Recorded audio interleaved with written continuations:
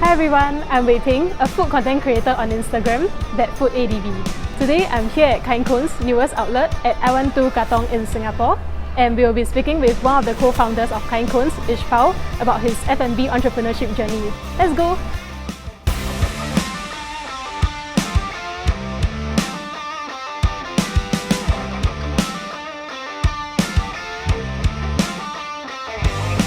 So Ishpal, could you share more about how Kind Kones first started?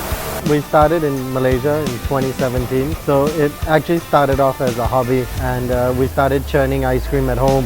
We had a small ice cream churner, and it actually began because my wife Serena has IBS, and that occurred once she gave birth. We were out and were looking for ice cream options, and we couldn't find any. So because of that, we thought that it would be ideal to try churning some at home, not using any dairy. That was how Kind Kones was born. We actually have two young daughters, and a lot of the inspiration came through that, as in we want to feed our kids ice cream. Every kid loves ice cream, and the idea behind giving them the best possible ice cream. There's a lot of healthy alternatives for ice cream already. How do we stand out against the crowd? And it's something that's not been done before. Especially in Asia, there's a lot of people who are dairy intolerant. Instead of having an ice cream bar and then having options of ice creams that are plant-based, we're going to stick with the ethos of our brand, which is kind to the planet, kind to you as an individual, and kind to others. So with that, we were we're going to be plant-based. We stuck with that throughout the journey, which has been very up and down. So initial reception was kind of oh, but how do you make ice cream without milk? Who's gonna eat it? It probably tastes like a sorbet. We have slowly been able to change people's perception about it, and I think that's been the biggest challenge for us as well, being fully plant-based. But the reception has been good. I think Malaysia initially took some time. The transition into Singapore was a lot easier. I think by the time we moved here in 2019, people already understood what plant-based is. They were more receptive towards it. Yeah, it was quite an easy transition on explaining what our brand is.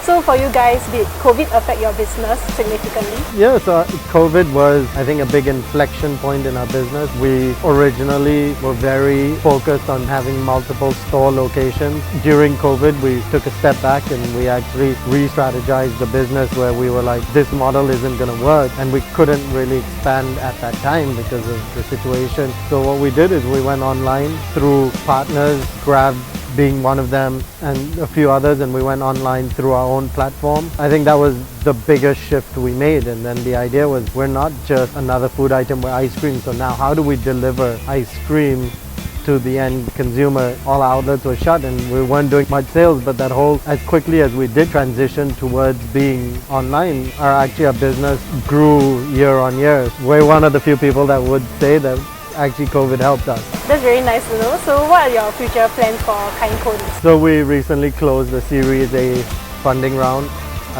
The idea of that is to take our business to the next level and be able to provide plant-based ice cream to a wider audience. We are hoping to be shelf ready. We're doing that testing in process now, and by June, July, hopefully you can find Kind Kones in supermarkets throughout Singapore. How many yet? I don't know. Can't reveal that, but we'll definitely be on shelf with the product. Yeah, hopefully one day Singapore Airlines will carry us, and then we can move to other countries a lot easier, having a base out of Singapore and then being able to export our product through funding. Yeah, and I think a lot of it is also that helps us is the mentorship we get with the partners we bring on board, that allows us to grow as a business. I mean, we're only 4 years old and we have a lot of learning to do and a lot of mistakes to make, and we're ready to do that with people who believe in us. Do you have any advice for aspiring F&B entrepreneurs out there? So F&B is really tough. I give a few points of advice. I hope this helps anybody who's watching this. It's hands-on, you're open all the time, you have to be on top of a lot of things, but at the end of the day it's very gratifying. So when you see a customer that's happy, I think there's nothing other than that, or the fact that you have people who've never eaten ice cream for the longest time and they now have an option to eat dairy-free ice cream. That joy is what keeps us going. In terms of advice, you definitely have to stick with it. You will not be able to satisfy everyone. Even though customer is right, they are only as right as what you are offering to them. But at the end of the day, if you're able to believe that what you're providing your customers is your best product, then I think the business would grow by itself. And definitely the product has to be good. I think with that, that's what F&B is about. Okay, great. And with that, thank you so much, Ishpal, for taking your time to speak with me today. Yeah, oh, thanks so much. Thanks for coming down. I'll let you have any dessert you want and then you can judge plant-based ice cream for yourself. Thank you for watching, and special thanks to Greg for the collaboration. If you enjoyed this video, do check out the rest of the other videos and remember to give us a follow. Take care and see you next time. Bye!